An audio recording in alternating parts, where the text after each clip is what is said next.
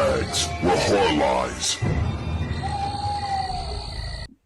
Hello, welcome to Body Bags. My name is James and I'm your Sunday night reviewer. And this evening I want to bring you the Ozploitation Rape Revenge movie from 1986, Fair Game. This is a Dark Star release, one of the Vinegar Syndrome partner labels.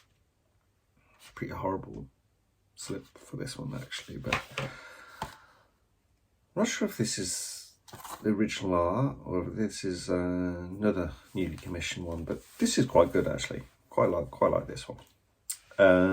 It's got sort of actually features on like most of the main elements of the movie. So we follow what's her name? Cassandra Delaney. So she works on an animal sanctuary, a kangaroo or just general animal sanctuary, somewhere in Australia, towards the outback. It's a very isolated kind of area, and she actually comes across these three guys who are kangaroo poachers, well, killers. They're hired to keep the numbers down. They're very Aussie redneck kind of thing, the three of them. You have the main one who's kind of like the brains, and you have this kind of gas monkey kind of one, and then there's this younger one as well, and he's the one that's the all action kind of guy. He does a lot of the stunts. I think he does his own stunts as well. Pretty impressive things within this movie as well. But anyway, they have a little game with her kind of thing. Pretty like intense, kind of trying to ram her off the road almost at one point, getting her windscreen smashed, jumping all over the car while it's all moving, ramming the back of her and stuff. That's their little hello kind of thing. But her character, of Cassandra's character, is she doesn't take any shit. She's constantly always fighting back. She's kind of always having a go at them, sort of thing.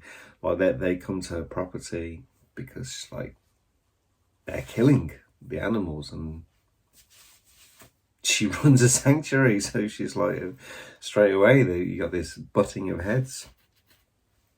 And so they're at her place and she just takes no shit.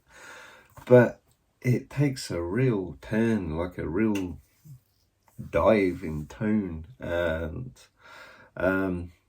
yeah, there's a few things that happen. There's one point they basically kidnap her, rip off basically her clothing and tie her to the front of this beast car that they're kind of driving, this pickup truck, until she like passes out, sort of thing. And then she kind of staggers back home, takes a shower, and I can't actually sure if the rape is implied or if it's not. It doesn't really make a difference actually to the tone, to the story or anything, because kind of what they're putting her through, and it escalates more and more. That's pretty escalated. But then she fights back more, and then they just kind of snap. It's like they're just bored. They're in the middle of the outback, and they're like, well, lawless, we can kind of do what we want. So yeah, it kind of becomes a fight for survival. And that's where like the tone of the movie changes, but the kind of the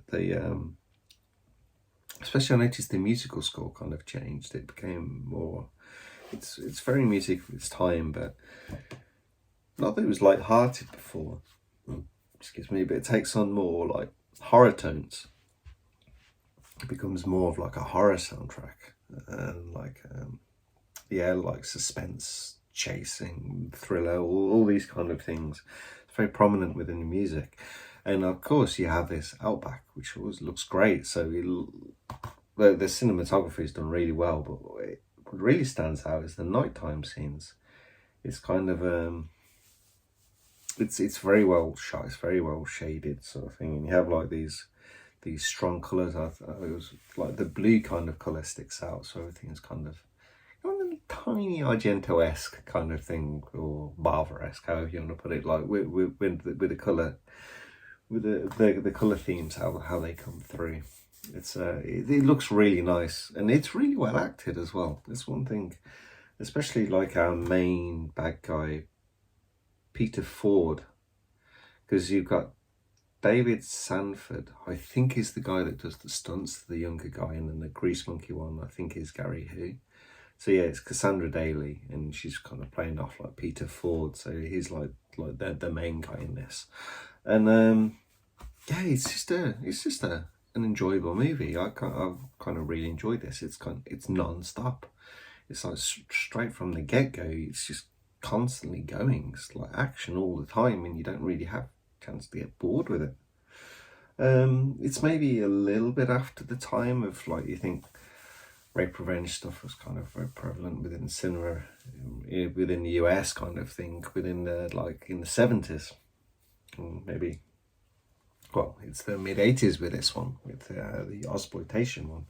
But I highly recommend checking this out. I think it wasn't the easiest to get hold of. I know there's another couple of movies called Fair Game. There's like this 90s one, and then there's this like 90s American one with some bigger actors, and then there's this other one that has some sort of different name. I think it's like a snake movie or something. But this was fairly hard to find, I think, for a while. But then I think there was a few releases. Umbrella, obviously the Australia company Umbrella, put their own one out, and this is like the Dark Star Pictures. Like I said, it's the partner label for Vinegar Syndrome, and this was 2022 that this one came out. So very, very much worth a watch. Anyway, hope you guys enjoyed the review, and I'll catch you next week. Thank you. Good night.